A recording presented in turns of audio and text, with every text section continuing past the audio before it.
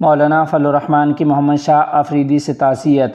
تفصیلات کے مطابق جمعیت علماء اسلام کے سربراہ مولانا فضل الرحمان نے سابق پارلیمنٹیرین محمد شاہ آفریدی سے ان کے ہمشیرہ اور حاجی منصور خان آفریدی کی پھپھو کے انتقال پر دلی تعزیت اور افسوس کا اظہار کیا ہے۔ مولانا فضل الرحمان نے مرحومہ کے درجات کی بلندی، مغفرت اور جنت الفردوس میں اعلیٰ مقام، جبکہ سوگوار خاندان کے لیے صبر جمیل اور اجر عظیم کی دعا کی ہے۔ انہوں نے کہا کہ دکھ اور غم کی اس گھڑی میں جمعیت علماء اسلام اور اس کے کارکنان مرحومہ کے اہل خانہ کے غم میں برابر کے شریک ہیں۔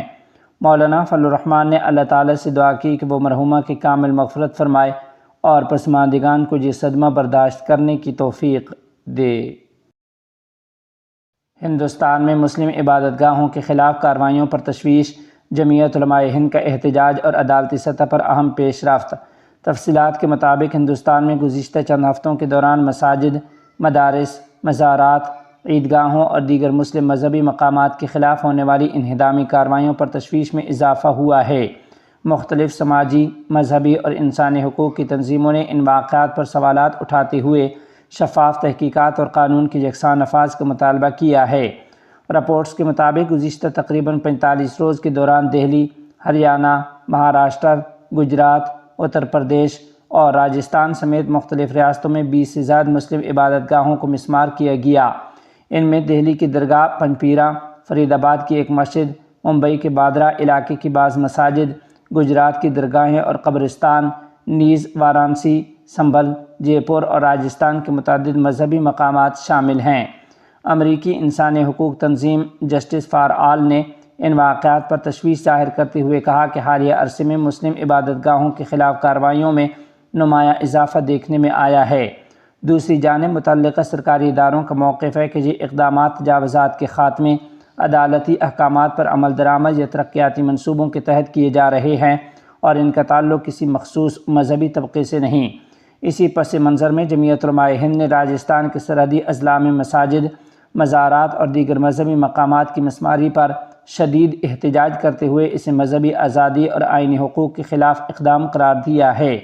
جمعیت علماء اتر پردیش کے صدر مولانا محمود اسد مدنی کی قیادت میں ایک اعلیٰ سطحی وفد نے راجستھان کا دورہ کیا، جہاں متاثرہ علاقوں کا جائزہ لینے کے ساتھ مقامی ذمہ داران، مساجد و مدارس کے منتظمین اور متاثرہ افراد سے ملاقاتیں کی گئیں۔ بدمر میں منعقدہ ایک اہم اجلاس کے دوران موجودہ صورتحال اور آئندہ کی قانونی حکمت عملی پر غور کیا گیا۔ وفد نے متاثرین کو یقین دلایا کہ جمعیت علماء ہند ان کے آئین اور قانونی حقوق کے تحفظ کے لیے ہر ممکن اقدام کرے گی۔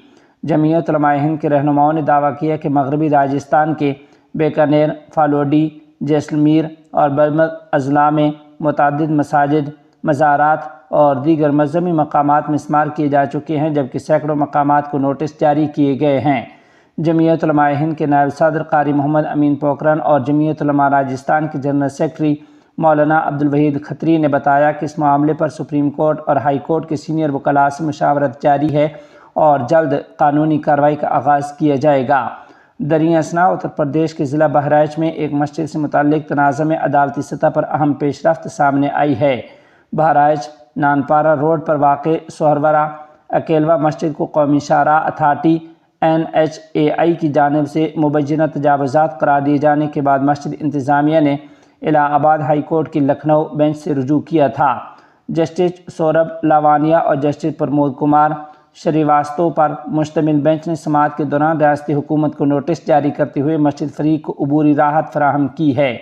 عدالت نے آئندہ احکامات تک مسجد کے خلاف کسی بھی قسم کی انہدامی یا انتظامی کارروائی پر روک لگا دی ہے اور ہدایت جاری کی ہے کہ معاملہ عدالتی نگرانی میں رہے گا۔ عدالت نے ریاستی حکومت کو 22 جون کو ہونے والی آئندہ سماعت میں اپنا جواب داخل کرنے کا حکم بھی دیا ہے۔ مبصرین کے مطابق بہرائچ مسجد کیس میں عدالت کی جانب سے دی گئی یہ عبوری راحت ایسے وقت میں سامنے آئی ہے جب بھارت کے مختلف حصوں میں مذہبی مقامات سے متعلق کارروائیوں پر بحث جاری ہے اور متعدد تنظیمیں قانونی چارہ جوئی کے ذریعے اپنے حقوق کے تحفظ کی کوششیں کر رہی ہیں۔ اسلامی قوتوں کی سیاسی کامیابی کے لیے مضبوط میڈیا نیٹ ورک ناگزیر ہے۔ تفصیلات کے مطابق بنگلہ دیش خلافت مجلس کے امیر مولانا محمد مامون الحق نے کہا ہے کہ اسلامی قوتوں کی سیاسی کامیابی اور فکری قیادت کے قیام کے لیے میڈیا کے میدان میں مہارت حاصل کرنا وقت کی اہم ضرورت ہے۔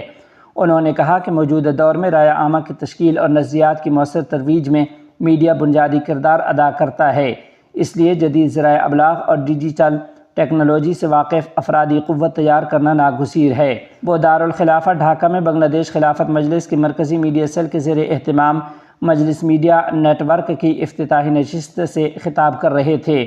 ورکشاپ کے اختتامی اجلاس سے خطاب کرتے ہوئے جماعت کے سیکرٹری جنرل مولانا جلال الدین احمد نے کہا کہ تنظیم کے پیغام، پروگراموں اور عوامی سرگرمیوں کو مؤثر انداز میں لوگوں تک پہنچانے کے لیے ایک ذمہ دار، تخلیقی اور پیشہ ور میڈیا ٹیم کی تشکیل ناگزیر ہے۔ روز بھر جاری رہنے والی ورکشاپ میں خبر نویسی، فوٹو و video production, social media management, معلومات کی جانچ پڑتال اور تنظیمی رابطہ کاری سمیت مختلف موضوعات پر تربیتی سیشن منعقد کیے گئے ہیں۔ جمعیت علماء اسلام بنگلہ دیش گلشن تھانہ کونسل کا اجلاس منعقد، نئی قیادت کے انتخاب۔ تفصیلات کے مطابق جمعیت علماء اسلام بنگلہ دیش کے زیر اہتمام گلشن تھانہ شاخ کی رکن کانفرنس اور کونسل کا اجلاس ہفتہ کے روز ڈھاکہ کے ایک مقامی ہوٹل میں منعقد ہوا، جس میں نئی تنظیمی قیادت کا انتخاب عمل میں لایا گیا۔ کونسل کے فیصلے کے مطابق مولانا ابو بکر صدیق کو صدر، مفتی طاہر سعید کو جنرل سیکرٹری اور مولانا نور الدین کو تنظیمی سیکرٹری منتخب کیا گیا۔ اجلاس سے خطاب کرتے ہوئے جمعیت کے مرکزی اسسٹنٹ سیکرٹری جنرل اور ڈھاکہ میٹروپولیٹن شمالی کے صدر مفتی مقبول حسین قاسمی نے جمعیت کی تاریخی خدمات پر روشنی ڈالتے ہوئے کارکنوں پر زور دیا کہ وہ تربیت، دیانتداری اور تنظیمی استحکام کو اپنی ترجیحات بنائیں۔ مقررین نے 11 جولائی 2026 کو منعقد ہونے والی ڈھاکہ میٹروپولیٹن شمالی کی کونسل کو کامیاب بنانے کے لیے بھرپور تیاریوں اور تنظیمی اتحاد کی ضرورت پر زور دیا ہے۔ اجلاس میں مختلف تھانوں کی تنظیمی سرگرمیوں اور نئی کمیٹیوں کی تشکیل سے متعلق امور پر بھی تبادلہ خیال کیا گیا۔ کونسل کے اختتام پر نومنتخب عہدیداران سے حلف لیا گیا، جبکہ اجلاس میں مرکزی اور مقامی سطح کے متعدد ذمہ داران اور کارکنان نے شرکت کی ہے۔ قازقستان کے نائب وزیر اعظم کی افغانستان کے رئیس الوزراء کو سرکاری دورے کی دعوت۔